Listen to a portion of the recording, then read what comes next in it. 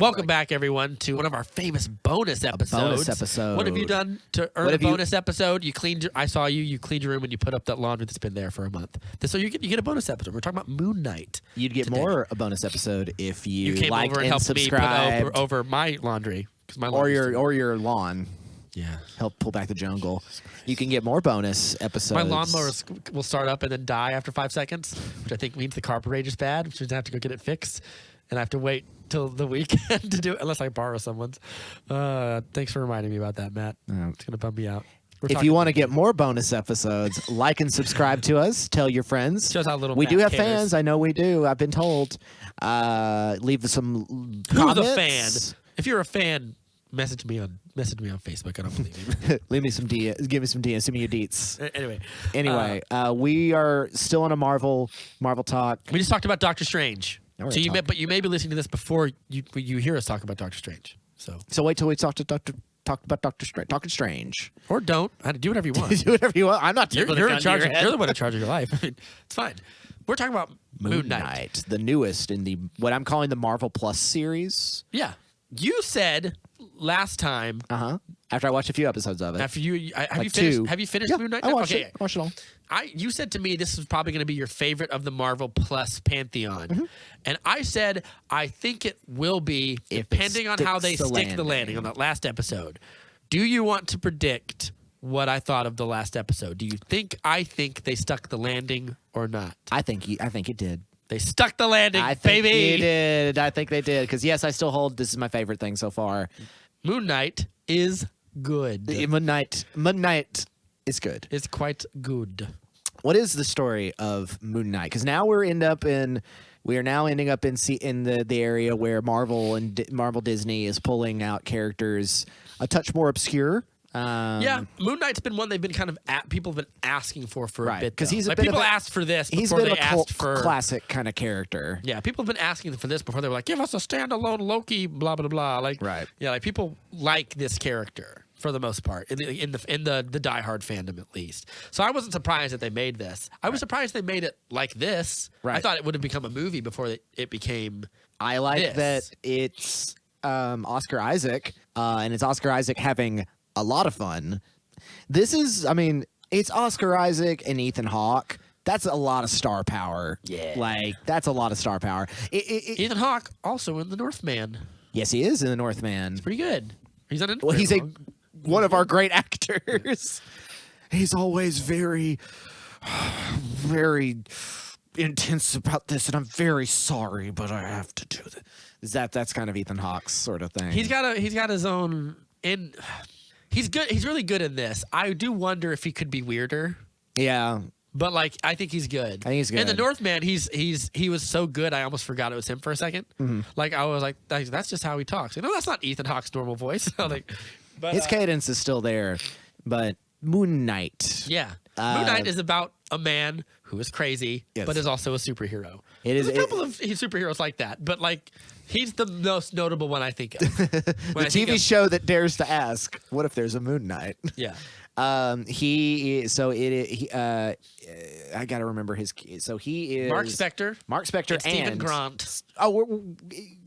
Since there's a bonus and we're just talking about it, I assume you're not coming here without full spoilers. Knowing about the show. Yeah, it's been out a while. Yeah, it's been out a minute. It's been out at least a month. You should have watched it. If you didn't watch it, shame on you. It's fun. It's actually not too long either, comparatively. It's 6 episodes. It's 6 episodes, yeah. It's how long Obi-Wan is going to be, which makes me feel like boo. I'm not going to get enough Obi-Wan.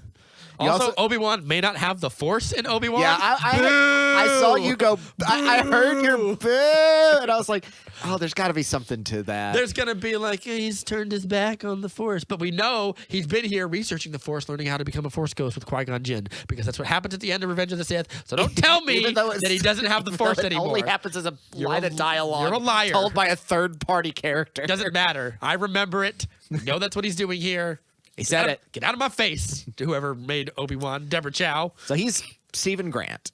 And Stephen Grant is... technically, he's Mark Spector. Well, before we know that, he is Stephen Grant. And in the comics, he's usually Mark Spector first. So I actually really like the switcheroo. That Mark Spector is just an escape. Because I think the showrunners know Stephen Grant is really cool and nice, and we like him. We like him. And we want to spend more time with him. And a lot of that is because Oscar Isaac plays both these characters so great. Yeah, and one of them could be, I heard a lot of people saying, like, it's kind of, like, Steven's a lot of fun. Like, Mark's kind of boring. Like, I get where they're coming from. I think they both have something to offer. Yes. Which is why. But Steven is, in fact, more fun. Yes. And my favorite reference is the reference he makes to Avatar. He's like, Avatar, do you mean the anime? Or the blue people? The blue people, the anime, love them both. He gets this dialect from Carl Pilkington. Carl Pilkington, a recent regular collaborator with Ricky Gervais from the Ricky Gervais show. Yeah. He's got a voice, kind of talk like this. And he's always very aloof and doesn't know what's going on. Can I have some more? Yeah. A lot of that. It's just like,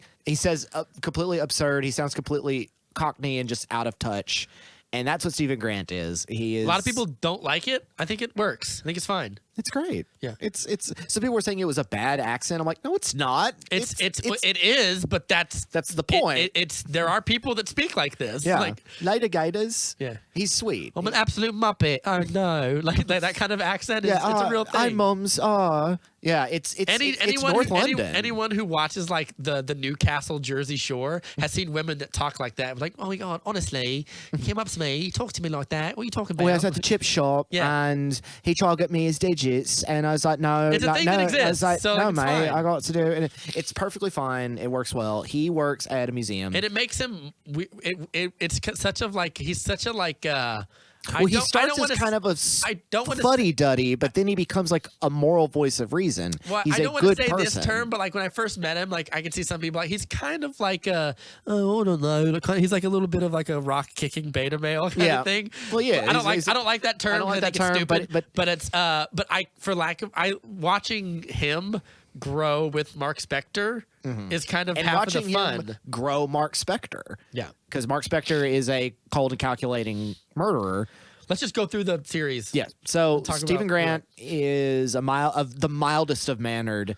And he has a sleep is it narcolepsy that he thinks he has? No, he doesn't have narcolepsy, but he has some kind of sleep disorder. Narcolepsy is where you fall asleep at randomly. random times. His is the other one. He'll sleepwalk. He has a dissociative thing. Well, he doesn't know that that yet. He thinks he has a sleepwalking disorder. When we first meet him, he's tethered to a belt and surrounded by sand. And he's like, I'll have to do that because I'll sometimes walk away and I have to know that I do it. Well, don't you think your sleepwalking self can step over the sand? Like that's what I think. Well, we don't the know. Sand is not evidence. We don't know the capability of his sleepwalking self. Yeah, we just think that. He works at a museum. He's very knowledgeable of Egyptian history. He knows his Egyptiology, his Egyptology.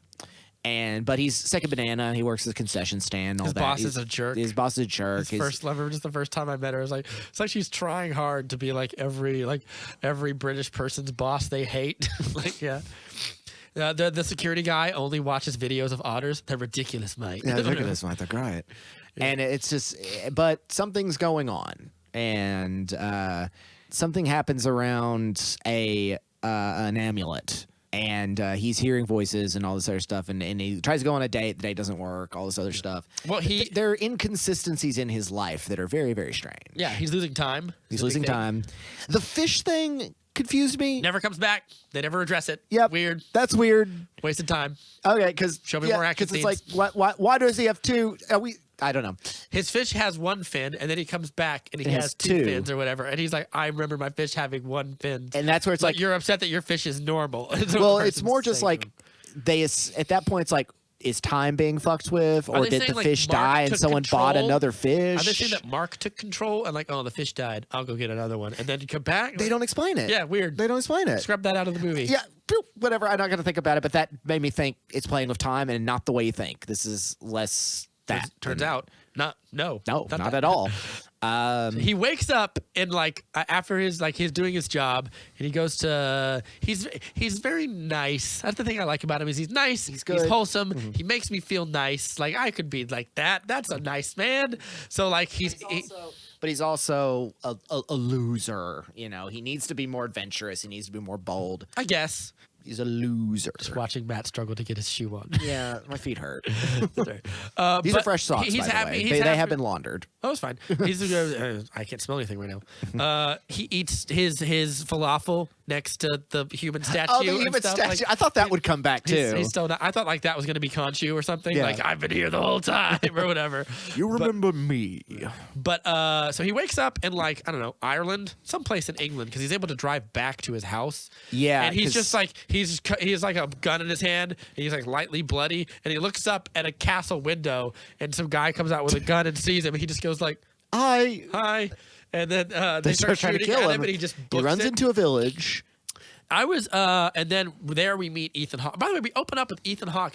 This doesn't come back. I don't know why they do this. I thought certainly it was going to be something.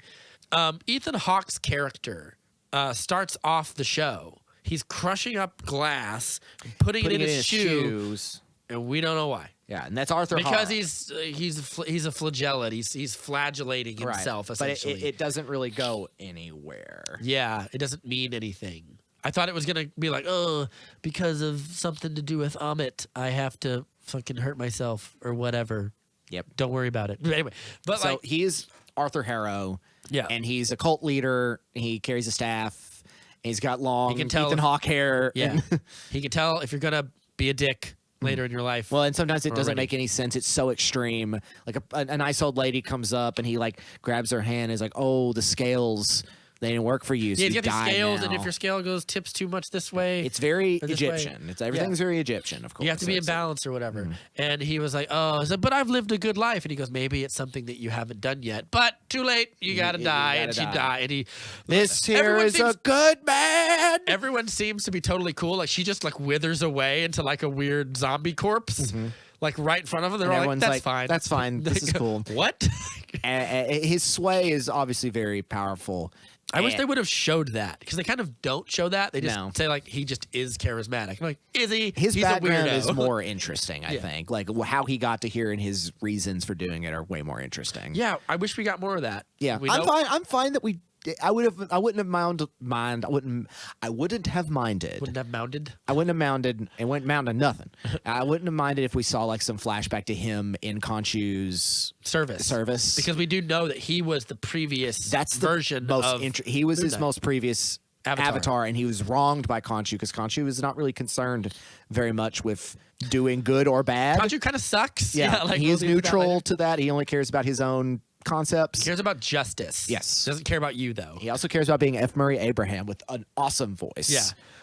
But I wish that we could have just gotten a little bit more of that, because he follows Amit. He's and he's good, like, we but got to get Amit. He's a great performance, but it's undermotivated in the show. I don't get anything from it. Yeah. Like, I enjoy it, and that's about it. And I think but now he wants to serve Amit. And Amit, unlike Khonshu, because Khonshu is the god of the moon, and he judges people for he gives people justice. If you do wrong, he punishes you, and if you don't do wrong, he doesn't reward you. He just leaves you alone. It's not really justice. I feel but like Amit's justice rewards you, but like Amit's like, I already know. Yeah, I know what you're going to grow up to be, and that will stop all the Hitlers and all the Idi Amins and all that before we even have to deal with it. Yeah. What that doesn't take into account, which is what he does when he judges people or whatever. What that doesn't take into account is that human nature and the nature of gods is not equal. Yeah, but it also doesn't take into account. It doesn't take into account free will, and it does. This show would make more sense if it took place before Loki, and we have a multiverse where your decisions can lead to or be anything,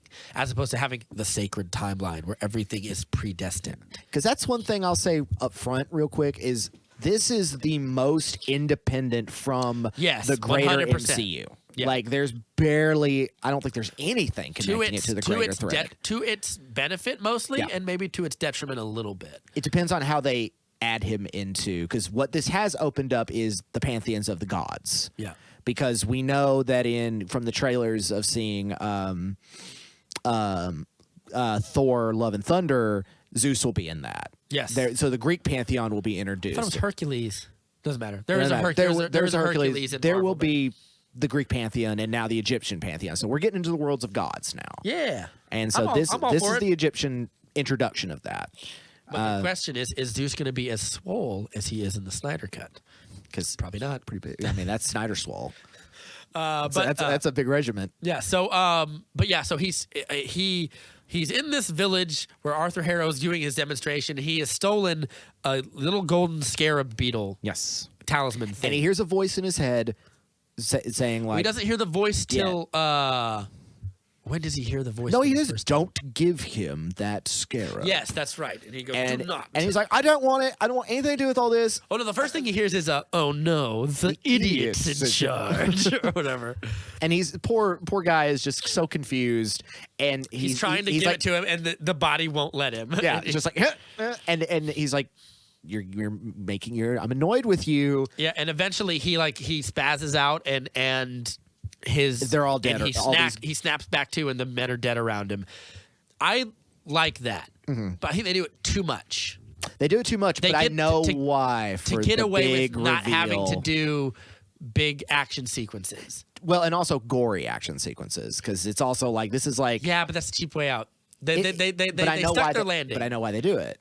It's because of the reveal at the very, very end of the series. Yeah, but we don't necessarily know that that's what's happening every time he does that. We can assume that Mark is doing those. Mark has killed people, but we know that...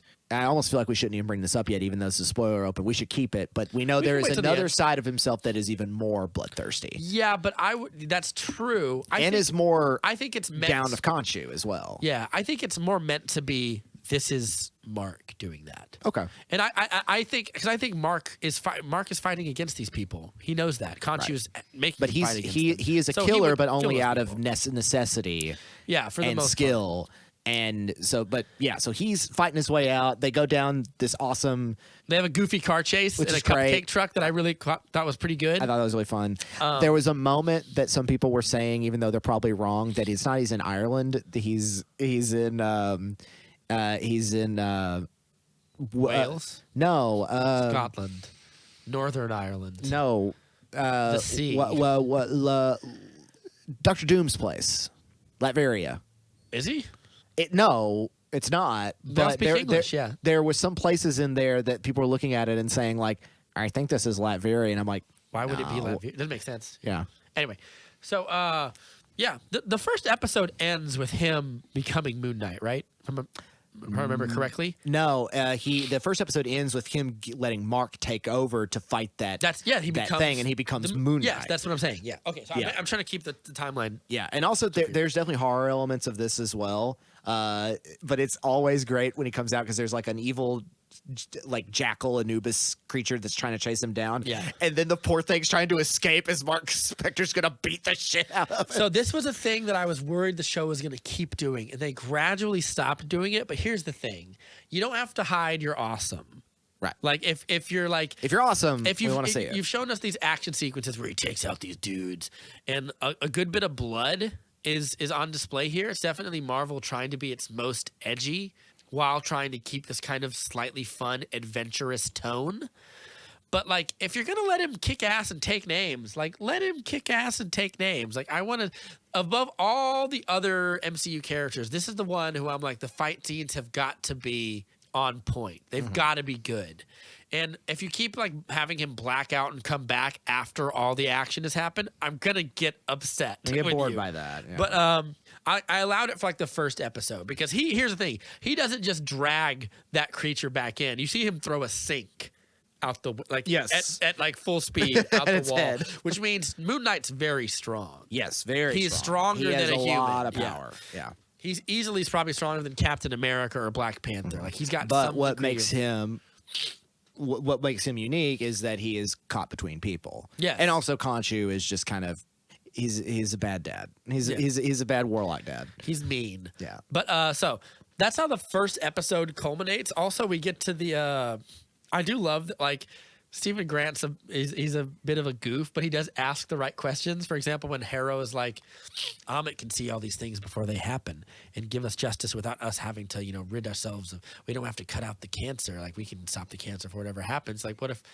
and he asks the things that I would ask basically. He goes like, what if it's a baby? Like what if it's like a 1-year-old baby and you touch it and you're like, it's going to grow up and jaywalk. You kill it. It's like because he's not stupid in any way whatsoever. He's very, very smart. Yeah, and Haro basically goes, "Hey, you gotta do what you gotta do. The baby jaywalks. What do you want? Just let him go." And it's just there was that good scene where he realized all the people around him are part of the cult as well. Yeah, that was crazy. And I was like, is it the guy watching the Otter videos? Is he been on it? I was like, oh, it's spreading. We don't get to see how far it spreads. Maybe in the last episode, there's a lot of that where it feels like it's so, apocalyptic doom cult. Yeah, you get a little bit of that in the last episode, mostly because of what happens in the last episode. We also get Khonshu fighting a giant crocodile. Man, we'll get to that. It's pretty crocodile lady. It's pretty all right. Trying to think Khonshu. Also, we get to see Khonshu. He makes a few jump scares where we realize he's kind of like a fun crow man.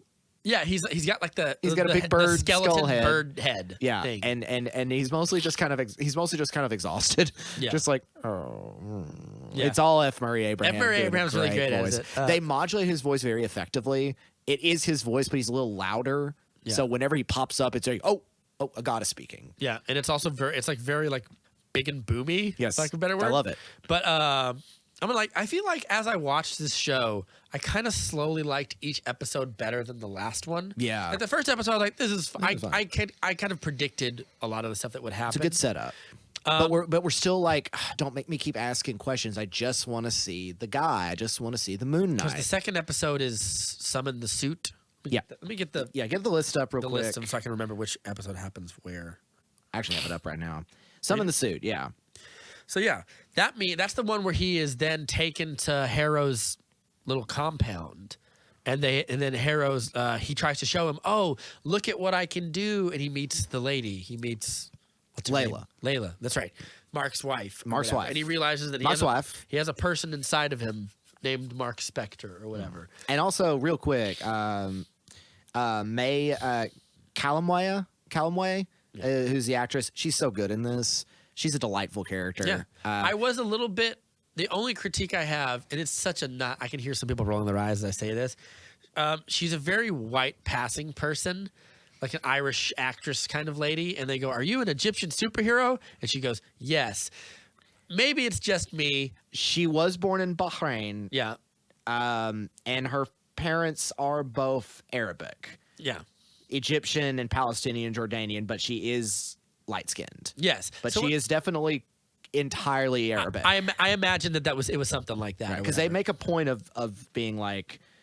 I wanted to... Because Oscar Isaac is... He's like Cuban? Half Latino, half Cuban or something like that? Yes. Or something like that. So when I see... her, I don't know. There's something about me that when I want to see a Middle Eastern superhero, and I want to see him or her look like me, and by that I mean big dark hair and dark olive skin kind of thing. Anyway, that's just me. I think she's great, and I think she becomes Taweret's avatar. Yes, with the wings. Scarab, and stuff. the Scarlet Scarab or something like that. I can't remember her name. I didn't know anything about this character, but I thought it was great. Now here's where I draw the Mummy references. The way she's dressed and acts and her hair is a lot like Rachel Weisz. Yes, and I'm like, I caught that reference. They had to have done that on purpose. I don't believe that is just a fluke. I'm like, they made her look like Rachel Weisz in The Mummy. That's good. Yeah, great call because The Mummy rules. Yeah, it's a good movie. The reveal that they're going to Egypt is great. Where at the end of that, I think it's in the second episode, they open the window and you just see the Pyramid of Giza, and it's like, yeah, baby. Yeah, duh. In Cairo.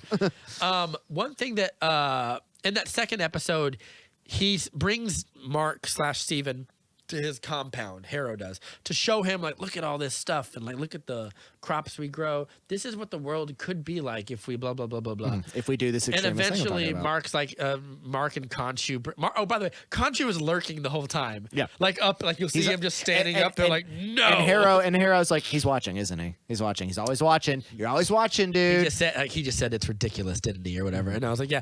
This is the thing. They imply he's disgruntled boss. They imply such a shared history between them, but we see none of it. Well, feels like a missed opportunity. That's where I would have liked to have seen a flashback, like one of the cold opens is a flashback it doesn't even have to be Ethan Hawke as his Moon Knight and what that outfit would have looked like and everything. Could have been cool. I was so certain, by the way, when at the final episode when he's fighting Moon Knight and Layla, that he was going to get his own Avatar costume outfit from Amit. Nope. No. Just a man in a bunch of weird Red clothes. Yeah, red clothes. Whatever. No. Should have. That Feels would like have a been cool. missed opportunity. It would have been cool if he got an outfit of some Yeah. kind. You could sell an action figure of that. Sure. But yeah, it would have been cool. You don't even have to do a flashback if you don't want to. You could just be like this, and he could be like, this is all Khonshu ever gave me. And he can show him like, oh, like the scars that Khonshu gave him or whatever, that he died or that he got fighting these people or whatever. And be like, Khonshu, here's the thing. He just likes to use you up. And then when you're of no more use to him, he discards you. That's all he cares about, or whatever. So it's very clear he's jilted. Although It's a although situation. flashback would have sounded cool. Yeah. But the coolest part of this episode because you feel just a little sympathetic about Haro, because it's like, I was screwed over. I gave my life to this thing, and it fucked me over, and now I found something that makes more sense. Which is the reason why he feels that way, is because he's so traumatized by whatever Khonshu had to make him do. Whatever that we don't know what that is. I now have a god that appreciates the way I look at things. I'm fine. The coolest part of this episode is he summons another one of those monsters who no one else can see, by the way. Right. They're just seeing a lunatic fight nothing, essentially. Which is funny when you look at it in the security cameras. But he goes, summon the suit, and he doesn't want to give Mark control. This is the first time we get Steven's suit. Because also, we only have Steven, we only have Mark in mirrors and reflections and things like that. Vice versa. And vice versa. So he starts to see Steve. When Mark is in control, he sees Steven. And Mark is just Oscar Isaac. It's just Oscar Isaac voice. Come on now. I just want it, dude. Come on, help me out here. And he's just got that. Yeah. Yeah, and when he and the funnest thing is, like, when he tries using, because he has the suit, which means he has Khonshu's strength now because he's aware of it or whatever, and he absolutely decks the demon, and he goes, "Oh, I just pasted you one," and he goes, "Oh," and he's like walking around, and then he gets like the shit kicked out of him, whatever. All right, Mark, you can take over. I just remembered when we were talking about Doctor Strange, I remembered them. They might have been in both. When they were talking about something happened in Doctor Strange's flashback about, and it was like, I think they mentioned a dead sibling. Definitely a dead sibling thing is in this. Yeah, we'll get to that. Yeah. That's probably like action stuff aside. I liked each episode sort of better than the last one. That's the one where they let him do a lot of acting. Yes. He gets to do a That's the one you told me I would like. Yeah, and I guarantee you it's probably like one of your favorite episodes. It's really good. It reminded me a lot of when this show pulls back and gets like really trippy and then gets into psychological stuff. It reminds me a lot in all positive ways of FX's Legion. I can see that. And also Legion is also about a Marvel superhero who has mental disorders. Yeah. And so there's a lot of crossover between those two, though I don't think Heller, Professor X's son, is ever going to be in the MCU. No, probably No, not. never. Although it would be cool. It would be ballsy. Something like something Zack Snyder would do. Yeah, I mean, I don't think we'll ever get the Shadow or the Farouk, the Shadow Man or whatever. That'd be cool though. Would be cool. But yeah, so he totally decks the demon, and then he goes, "All right, fine, you take over, Mark." And then Mark takes over. I will say this. As far as the visual appeal of a character goes, never has a character looked cooler than Oscar Isaac's Moon Knight. Both versions, even the suit, I even like the Dapper suit one. But the like, Mr. Knight with the tuxedo, yeah, dope as hell. Yeah. Wish we could have got to see more of it. Wish we got some unique weapons. we get a little bit more, but like We get a little more of it. But his primary weapon is he's got the two sticks. Yeah, the two batons. The two batons. I thought you were talking about the main suit where he's got the little crescent rings. Where it looks like a mummy wrapping. I like awesome. I like Mr. Knight's suit. I like Mark's suit is the one that I'm like, that's pretty dope. That's pretty dope. That's the one that I like. And it looks good. It flows good. There is a scene of him running across a skyline, and you see the moon in the background, and I'm like, that is pulp comic book at its best. And I'm here for it. Yeah. That looks awesome. And the score's great. The music's really good in this. There's some good stuff in it. Yeah. Most of the directing is done by Mohammed Diab. Mohammed Diab. So he's like sort of the creator / showrunner. Yeah. Oscar Isaac also a producer on this. yes. They have rumored we're not getting a season 2 for this. Boo! Big mistake. I think just the only thing I want a season 2 of. Right. I think the best thing is just to unleash him into the films. Yes. Somehow. Yeah. Also, getting rid of Arthur. We'll get to this later. We get rid of Harrow at the end. Yeah. I feel like that's a big mistake. That's a big mistake. I mean, it's Usually- also I know I like say that a lot, the get big rid of your mistake is villains. also like Ethan Hawke's a big get. He's a big actor, and he probably would just be like, "No, I'm not going to keep doing this one. I'm sorry." Oh yeah. Well, if he And says it's like, if he doesn't want damn. to do it, then yeah, he'd probably kill him or whatever. But like, feels like a mistake. It feels kind of like What a waste. Why that way too? Yeah. I get it, but why that way? Yeah, I was certain that like Moon Knight was going to have to take him out in order to stop Amit. Or whatever. But then that's also breaks the story arc of being like, you become like me, you know, don't be a killer anymore. Well, you don't have to necessarily. I didn't say kill him. You like I don't have to save you. Beat him. Right. Just like beat him physically, and in the He's end, a bad guy. Like, yeah, like he still has all that power. That hasn't gone anywhere. Anyway, but to also that hospital is real. Maybe what? Because he's in the hospital. He's in the hospital, but it's a metaphysical hospital, but it's also a real hospital. I don't know. That whole section is so cool. I'm like, maybe they're like it was two different things, and that the last one was an actual one. Whatever. But while they're in Egypt, they discover Mark refuses to give the body back to Steven. Right. No, vice versa. That happens later. Okay. When in the second episode when he says, all right, Mark, you take over, and he goes, just give it back or whatever. He says he will, but he doesn't. Right. And he takes over the suit. They beat the creature. They beat him really cool. They impale him on a thing, and he grabs his little and puts him back, and he has a little superhero pose. And I was like, that's pretty dope. And then Khonshu comes back, and he goes, good. Now that we're back in charge, like we need to take care of this right now. And him and Khonshu have like he suspects Khonshu wants Layla as his avatar, and that if he ever lets that happen, Khonshu will snatch her up or whatever. Right. And he's like, I'm not going to let you. Big force of conflict. I'm not going to let you do that. Khonshu never. I don't know. Khonshu never really says one way or the other if he's going to do that necessarily, but I don't trust Khonshu very much. No, I don't trust Khonshu either. That's kind of interesting. Is like he's a character that's needed whose morality is completely unknown and is primarily neutral. But without him, we don't uncaring. get cool Moon Knight. Yes, without him, we don't get cool Moon Knight. And I'm like, keep him around. I need cool Moon Knight. So then we go to Egypt. This is where we kind of get into like our adventuring stuff. This is where we get the late.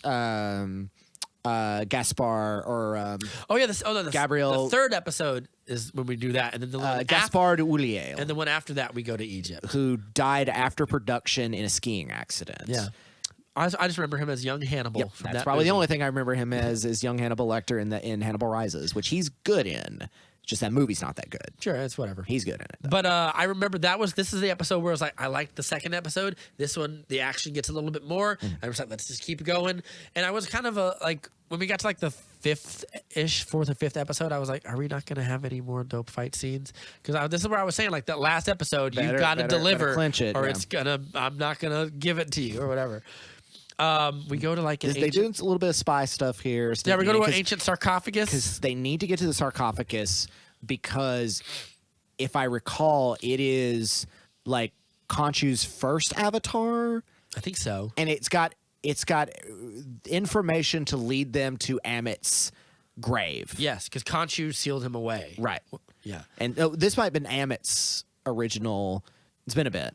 It's one or the other. It's one of the but either way, they need to get to the sarcophagus and break in and do all that. And they do, and then for some reason they betray them. We have a big old fight scene. Yeah, we have a big old fight scene. OscarIsaac gets on stabbed. Horseback because there's like they've got those like swords and everything. Yeah, they're doing like weird rich guy stuff because Gaspar Ulliel is like a weird rich guy who's just like, yes, I own all of these. Collects things. But yeah, everyone else on horseback except for Gaspar Ulliel gets shot. Well, no, except for Mark. Yeah. Mark's not on horseback or whatever. They fight. He gets stabbed by a bunch of spears as well. Showing that like he's got some real powerful and durability or whatever. Moon Knight does, right? Yes. Yeah, Moon Knight gets impaled. This is where I was talking about like, man, I really do like this show. I think it's their best effort because it does have a little bit of freedom to be independent from the rest of the MCU. But I feel like these fight sequences would be better if they were R-rated. Just straight up. I don't need them to be like, I don't need him to like rip a dude's head off, right? Gratuitous, but like let him like shoot people and not like cut away from like seeing some of the blood. Yeah. Like just let it be a soft R. I'm fine with it being a hard PG-13. I'm fine with it. Like I'll watch the season 2. I don't think I need it. I don't think I need it. I just think it would be better. I think like if I was watching him and he was like stabbing people with those little hooks and was fighting them. Well, the fact that he's actually killing guys is kind of refreshing because he's not because that also causes the conflict between him and Steven, where Steven's like, "What are you doing? We cannot just go around killing people." He's the little John Connor in his head. We're not gonna kill anybody, Terminator. Yep. And God damn it, Steven, this is what I'm good at. Well, I think that you need Mark to be that because Mark was the Avatar. That was his job. That was his job. And like if he violates the job, like he doesn't get to be that anymore, and that kind of kept him alive or whatever. So because he's found the reason why Khonshu came to him is because he ends up in a botched deal and gets shot at the tomb of. Well, the people that hired him decided to just kill people. And he was like, that's right. I'm not going to do that. He's a soldier for hire, and they're just like murdering people at this dig site because that's where he kills Layla's father. Well, I don't know if he kills him, but he doesn't. The people he's with kill him, yeah, essentially. But he kills them, but in that he's deeply wounded. By the way, this scene is so dope. This scene should have been like 13 minutes long. Mm-hmm. I know I don't really mean that, but like it feels like it should have been a little longer. But as he's getting there, like Khonshu just sees him and goes, "What a waste." We're skipping ahead. We're like episode 5. I mean, we're hopping around. We're going in that. It's in the episode where we meet Tawaret. And she's taking them through this hospital. That's a whole discussion we'll have about the hospital. They're reliving all these memories, and we see him go like, we see him like because he's about to kill himself as well. Because also there's a bunch of things Steven's curious about, and Mark's like, "Don't open that door. I don't want you to see it. I don't want you to see this." In fact, we see a room filled with a lot of the people that he's killed. And he goes, "You killed all these people," and he's kind of horrified, but I think more than that, he feels sad. Yeah, they're all like have no eyes and everything. And then he goes "Do you remember?" He goes, "Yeah," and I remember all of them. He goes, "You try to kill somebody and see how quickly you can forget it." Yeah, whatever. and they're all just like they keep looking at me. Which makes you see Mark in a different way. Like he's regretful. Mark is a reluctant killer.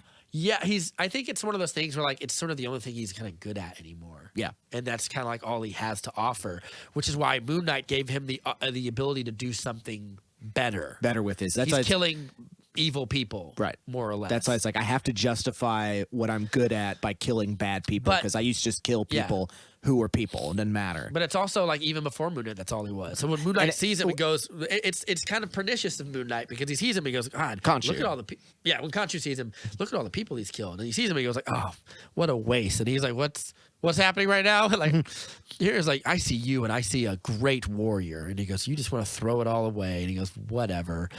And then he goes, I could save you right now or whatever. And I like the idea of because it's very easy for a character like Mark to become boring. He's just a strong, tough, stalwart, stoic, generic alpha male kind of character. Yeah. I like the idea that he's afraid to die. Yes, he doesn't want to die. It's not just him and Steven are different.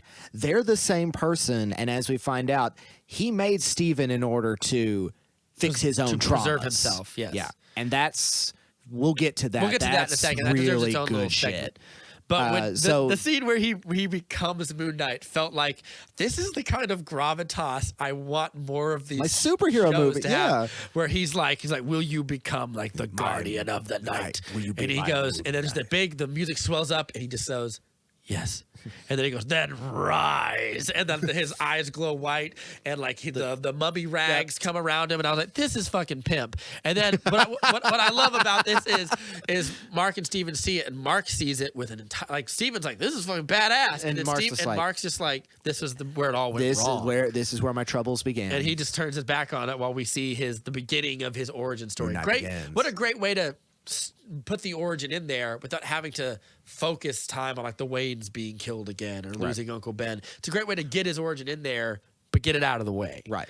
But still give it some pomp and some circumstance. So at this point, we're in like episode 3, episode 4. Yeah, they go to Egypt. They have a big fight. This is the weird thing is this fight scene felt the worst to me. He's fighting these guys with knives on top of like those guys. And like it just starts, it repetitively like cuts in and out of his personalities, so they're already dead half the time when we see them. Because even Mark's like, I don't know what just happened there. Is that when he's like, I didn't do that? I think so. Yeah. Yes. I think and what we don't know is what we know now at the end of the series that makes you want to go back and rewatch it to see how many times that happened. It does start to feel like a way of getting around having to take time and do action sequences because they take a lot of time and money to do.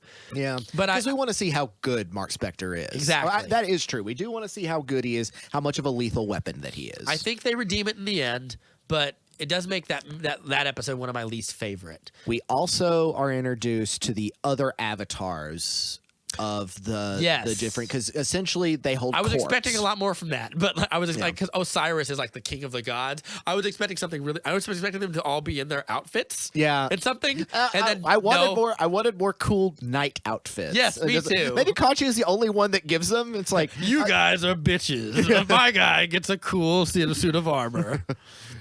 See, those are the benefits of hanging with Conchu. And they're like, shut up, Conchu. Osiris doesn't get anything. You weirdo. Yeah. But they're all like people from around they're all like, oh, here comes they're all crazy bougie. They're all old Conchu again. They're all bougie. Like, of course, they're wealthy because their gods have probably given them great wealth. And they're all like from around the world. And they're like, hi, who are you again?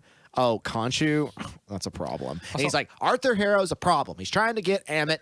And he brings him there, and one episode later, that's proved to be true. It's proved to be the true. gods don't do anything. But they're like, oh, I guess he was telling the truth. Because Conchu already has a bad rap, and Steven and Mark are clearly mentally unwell. They don't believe him. Arthur Harrow comes in and delivers the big charm offensive, pleads his case, and is like, no, he's just jealous, crazy, da da da. And they're like, but he's right. But nobody goes like, so you're not trying to bring Amit back. And he goes, that's not the issue here. That's not the issue here. They already have a bias against him. Again, Conchu sucks. They say, Osiris says, if you summon us again, we'll imprison you or something. Right. He says. They imprison Conchu. They do. That's what I'm saying. But he says, if you summon, if you do something too big, or they say something like, if you do X again, we're going to imprison you. And Conchu's like, oh, well, they finally find what they need, but they need to know exactly where the stars were on the night. Yes, and then Conchu turns back time. Because he's the god of the moon. Because it's like, when this happened, it was in this paper as these stars, but it's been thousands of years. Yeah. The stars have changed. He's like, I can change that. And but as soon as I do that, they're going to imprison me. Yeah, but it's this really beautiful little moment where him and Mark are just like pulling back time like it's a globe going backwards and like trying to fix. This is the part where I was like, I feel like Doctor Strange would see this and be like, what is happening? Yeah, he's over sipping some latte like, pardon me. Yeah, I really want like mystical characters to come into contact. That being said, I'm glad it didn't happen. No, yeah, it's completely sad. But there is a world. But show it in a future movie where really he's like, why is the night going backwards? What's going on? But yeah, because it ain't just here in Egypt. Yeah, so we ended up they imprisoned him and in a little jar. Yeah, one of those jars that they put your guts in when they turn you into a mummy. What is that called? I know the name of it. I don't know the name of it. I don't know. He's in one of those. Yeah, it's what they yank your guts out and put them in when you're a mummy. Jar. But I can't remember what the names of them are called. But yeah, next thing we do is it becomes like Steven and her have to get this what are they getting? Amit's skull or something? Or Amit's something? They're having to steal. They have to break into this pyramid. A canopic is the name of that. Yeah. So what are they? So him and Layla start developing like a romantic connection. Yeah. Which I'll be the first to say I kind of liked that, and I wish that we got more of that. But it makes Mark very jealous. But it doesn't matter because they're the same person. It doesn't matter because they're the same person. I feel like it doesn't matter, or it shouldn't matter. They found out Alexander the Great. Yeah, that's who the corpse is. But they needed a thing from inside of his mouth. There's a thing that he needs, like a rock. It's an ushapti. Yeah. It's something that they needed to bring back Amit or something. I can't remember. Oh, those priests. The undead priests, the zombie priests, that was pretty cool. That was cool, but they're not explained. They're just there. Yeah. Like, are they there for whoever walks in here? Because I imagine other people have walked in here. Are they there all the time? Yeah. Is it just for Amit? Like, yeah, we don't know. We don't know. Either way, they're just cool. This is one of the little things that I think the show just lets her do like some sneaking around because it's like if they see you, they're going to. Yeah. Oh well, they're sacrificing a dude. Who's sacrificing a dude? The undead priests. Yeah, but where are those priests from? I don't know. That's what I'm saying. Like, find out. Yeah, maybe anybody drops by and it's just like, hey, I got a body here. Make sure it goes to Raw. Noted. They're just a factory of I guess. I did think that was cool though. I just would have liked a little bit more of a. I think it's just some cool Egyptian explanation of where it is, but Yeah. The big thing I was worried about in this show at this point was like, are we never going to see Moon Knight again? Is Khonshu like gone? Like, I got worried forever? about that too. And I was like, because it felt to me like the end of Iron Fist. It made me almost throw something at my TV because I like Iron Fist. And then eventually Danny Rand is like, Colleen Wing should be the Iron Fist. Give it to my Asian girlfriend. Just give it to her. No one wants to see Iron Fist. And I was like, what? I'm invested in this season. I want to see Iron Fist. I like Iron Fist. And then by the end, he still has the Iron Fist. Because they tease something at the end that we never really get to see. But I was like, okay, fine. Okay, I'll take it then. But so I was like, are we really going to abandon Iron Fist and just make because I was really worried they were just going to make Layla Iron Fist now and just make him second fiddle in his own show. And I'm just like, boo. I will boo so hard. You can strong, independent woman me all day long. No. Mark Spector is Mark Danny Spector Rand is Iron Fist. Moon Knight and not her. This is why when she got her own thing, I was like, that feels right. Yeah. That feels like what it's supposed to be. I am all fine now. And then we get my favorite episode, which is the one asylum. we want to talk about, the one where they're in the asylum. So Haro catches him and essentially puts him in Well, they shoots him. He shoots him. That's right. Kills him. He kills him. 'Cause he's dead. And apparently the Egyptian afterlife is real. Does that mean everyone who dies goes to the Egyptian afterlife? Because if they're Greek gods, I mean, if you're Greek and you die, you go to the Greek afterlife. Well, and also, I want explanation. Is Jehovah God also there? Like, yes. Are all these gods just interacting? I'm like, no, I get this one because he believed my thing, and you get that one. I think it's only fair. Yeah. I think it's only fair. Because other than that, it sticks By the way, the dogmatic thing of like, if you don't believe this, all of you just go to the bad place. And it's like, no, everyone has a fair chance. Yeah.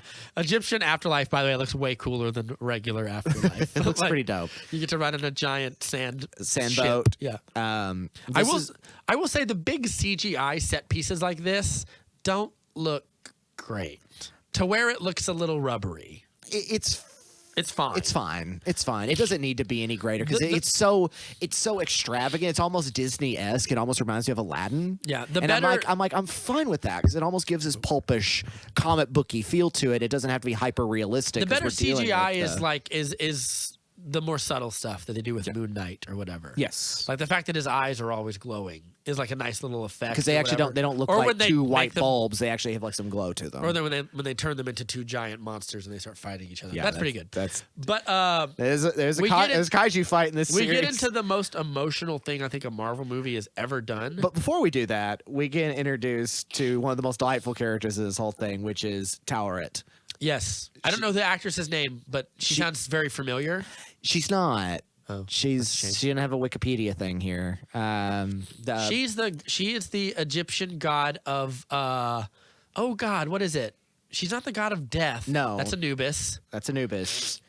She is the god of childbirth and fertility. That's right. And they're in Duat. They're going through Duat. Antonia Salib is this character, and she is a giant, adorable hippopotamus woman who has a very sweet, loving voice, and is just like... She's nice. She's nice. She's wholesome. Yes. Which I appreciate. All the gods look like they're mighty lords of power. Mm-hmm. And she's a sweet, silly hippopotamus lady. Looks like she came out of a Disney movie. Yeah. Like an old Disney movie. Maybe that's the thing of it, is like it's so cartoonish. Comparatively. Because she doesn't feel like the others. Right. So it kind of sucks you out of it visually.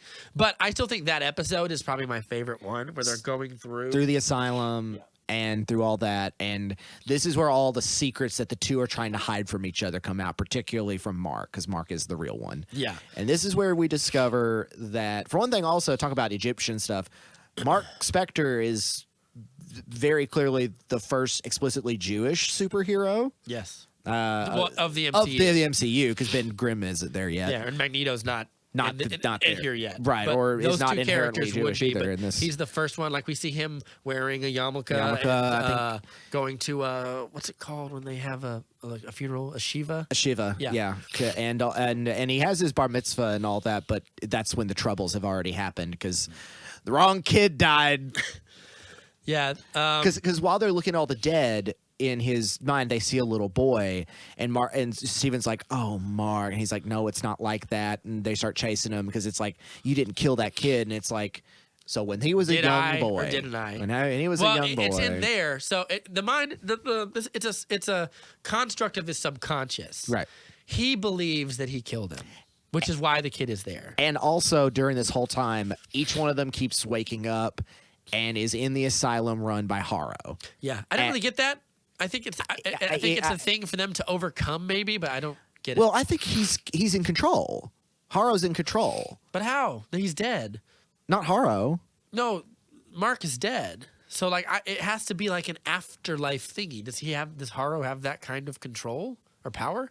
It only would make sense if he did. Like that, it's not just he's an avatar. Maybe it's the power of. It's not explained well enough. Let for me. me I don't see how they explain it a little bit in this. Yeah. I'm on Wikipedia. That's fine. Flipping through here. Because like why Harrow is in control is very strange. But he's trying to convince Steven, I believe. Steven is the first person that he sees, not Mark. Or wait, no. Mark is the first person that he sees, and he wants to talk to Steven and blah blah blah blah blah.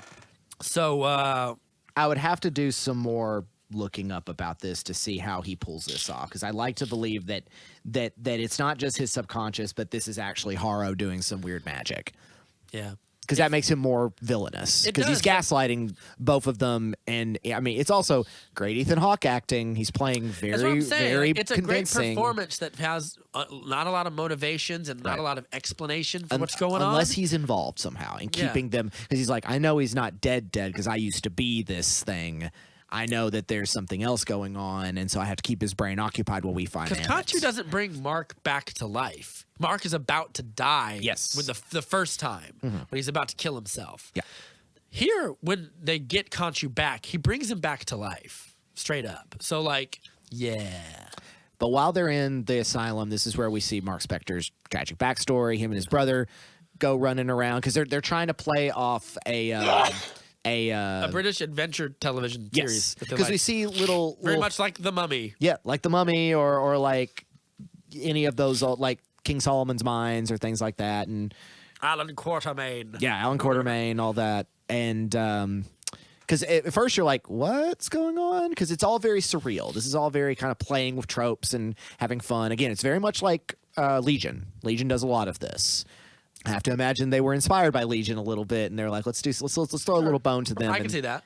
Play with the idea. It's a very Disney-fied version of what Legion. Yeah, it's not as dark and twisted and weird and upsetting, or as surreal and brilliant. Although I will say, like it also doesn't have Aubrey Plaza. Big negative. Aubrey Plaza makes your show better. She's great in Legion. Oh, in Legion. I was like, she's not in here. What are you talking about? She's in Legion, and she's the best part of Legion. Yeah. But you find out that wrong kid died when he took his brother out, and his mother goes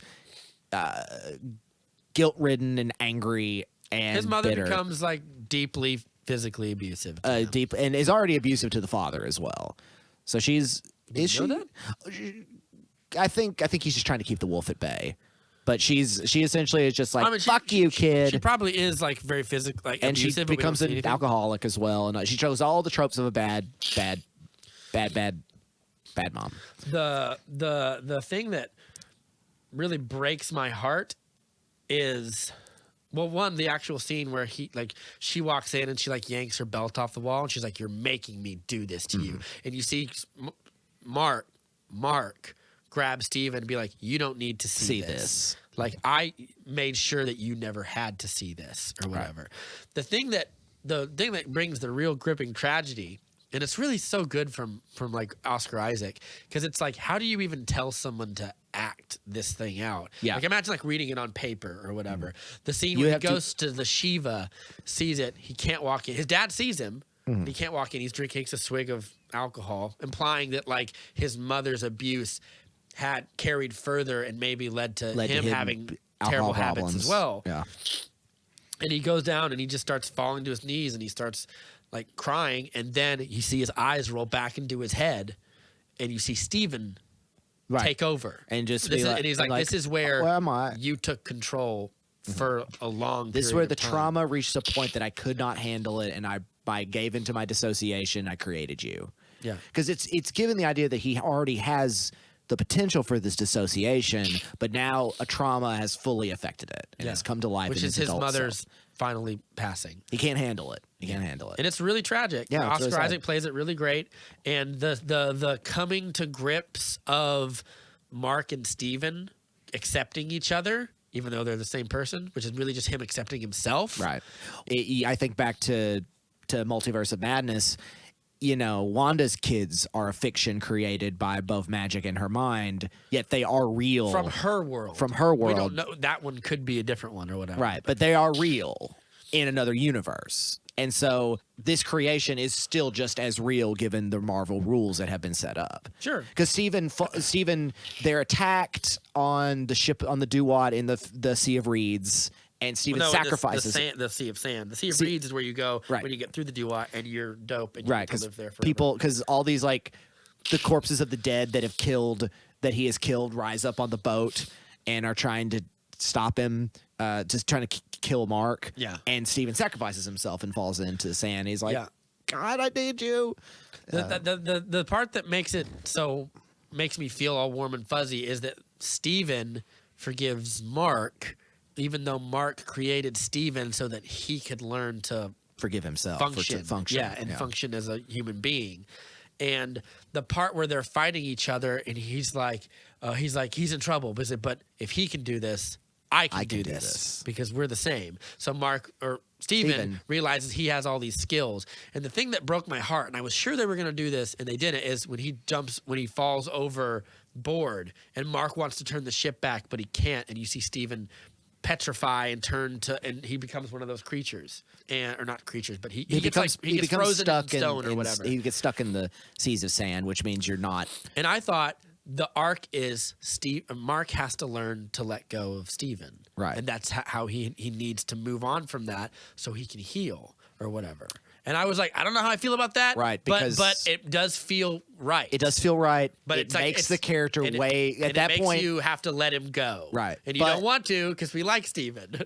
But also, you do that, and Moon Knight is infinitely less interesting when you introduce him to the greater MCU. Because all of a sudden, he's just, hi, I'm cool Moon Guy. So he tells what makes him interesting is that he has all these split personalities. Yes. So when he tells Tawara, like, I have to go back for him because he would go back for me. Oh, I love. That's right. And he comes back, and at first we don't think it's going to work. And you can put your heart as balance. Like, you've reached your equilibrium. Yeah, because the problem is, like, they can't stay there long enough there without being in balance because their scales are all fucked up. If you're without balance, you have to be thrown inside. You can't make it to the field of reeds. You can't go to peace. So he goes back to Steven, and he basically sacrifices himself, saying, if you're gonna like stay in here and suffer here or whatever, then I am too. And that sets both of them free. My heart grows 3 sizes too big. Khonshu returns. They break Layla, I think, breaks first Layla has to break Khonshu out, and then Khonshu brings them back to life. Because Amit is released and gives power to Arthur. Should have had a costume. Yep, should have had a cool costume. He kills all the other avatars. Yeah, I think so. With lightning? Just like lightning power? I don't know. They go out like a real bitch. They got a real bitch. Again, I really wish they would have. Really wish they all looked like the Power Rangers of Egypt. Yeah, like they should have all had their own unique costume and fought Haro. It would have been way cooler. Big frown. That would have been really cool. Yeah, I know. They all just die with their nice Gucci suits on and all that. It is still a great show, but there's definitely things they could have tweaked to make it like way cooler. Because it is at its heart like a superhero show. Yeah. In a way, Moon Knight is the most superhero-y of them. Yeah. He's fighting bad guys who want to end the world and stuff. And it's like, come on. I hope it's not like, we can't put Ethan Hawke in a silly costume. It's like, yes, you can. Y'all been doing it to A-list actors the whole series. Yes, you can. You started with Jeff Bridges in a big old robot suit. Yeah, that's right. Stay still, you little prick. You shot my homing beacon, Tony. Stand still, you little prick. One of the best deliveries in the whole franchise. That's the only thing I have to take away from it at the end. Other than the Moon Day comes and Amit is released, and she's a giant crocodile lady. Yeah. And it's all right as far as crocodile ladies go. And as far as crocodile ladies go, stellar. She looks all right. I mean, they release Khonshu, and they have a big old kaiju fight in the deserts of Egypt. And everyone can see it. Everyone can see it. Yeah. Bonkers. Awesome. And then Teal'c and Layla come together, and she becomes her avatar. Hops down and has really cool wings. And One all thing that. I liked was she's like, oh my god, I can't believe I'm getting my own avatar. Like she hasn't had one yet or whatever.